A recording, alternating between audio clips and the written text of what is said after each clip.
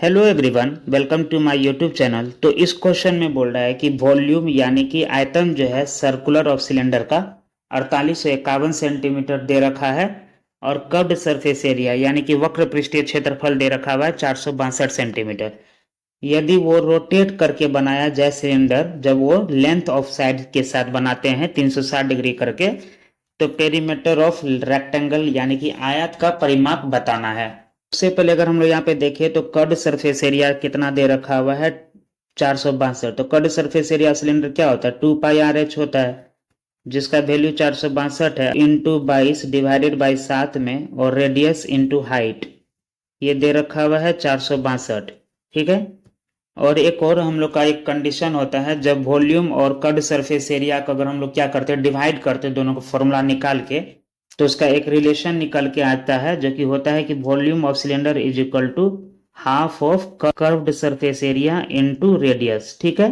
तो यहाँ से हम लोग का वॉल्यूम दे रखा हुआ है कितना 4851 सेंटीमीटर इंटू 2 हो जाएगा। कर्व्ड सरफेस एरिया 462 दे रखा हुआ है।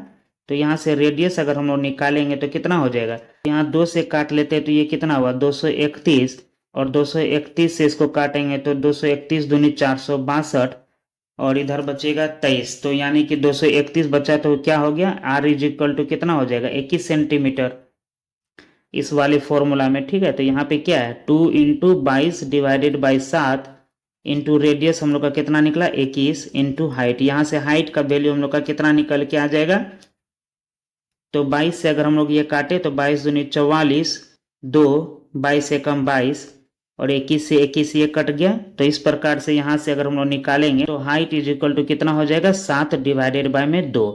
तो यहाँ से जैसा कि हम लोग देख पा रहे हैं कि अब बोल रहे हैं कि रोटेट किया जाता है सिलेंडर के 360 डिग्री ऑफ लेंथ के अकॉर्डिंग। ठीक है, 3 लेंथ के अकॉर्डिंग है। अगर मानिए कि एक ये रेक्टेंगल दे रखा हुआ है, ठीक है, तो यहाँ पे एक रेक्टेंगल है, इसके अकॉर्डिंग में इसको अगर रोटेट कर रहे हैं, अगर चारों बगल वो 360 डिग्री करके घुमा रहे हैं, तो ये जो पोर्शन है सिलेंडर का क्या हो जाएगा, रेक्टेंगल का अगर ये लेंथ है तो सिलेंडर का ये क्या हो जाता है हाइट हो जाता है। ठीक है। और ये जो पोर्शन अगर हम लोग देख पा रहे हैं जो कि रेक्टेंगल का चौड़ाई यानी कि ब्रेथ है, वो हम लोग का क्या बनेगा सिलेंडर का रेडियस बन जाएगा। ठीक है। तो यहाँ से अगर हम लोग देखें तो रेडियस इज इक्वल टू क्या हो जाएगा ब्रेथ। तो अब यहाँ पे पेरीमीटर ऑफ रेक्टेंगल बताना, तो पेरीमीटर क्या होता है 2 इंटू एल प्लस बी। तो अब यहाँ पे 2 इंटू एल कितना है हम लोगों का, तो एल हम लोग का क्या हो जाएगा हाइट ऑफ सिलेंडर। तो हाइट ऑफ सिलेंडर कितना है 7/2 है।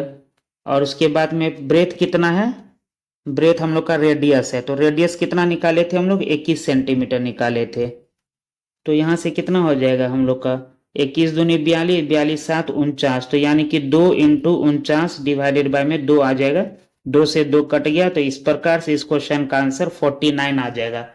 तो आशा करते हैं कि आपको समझ में आया होगा। तो प्लीज चैनल को सब्सक्राइब करिए और इस वीडियो को लाइक करिए। Thank you so much.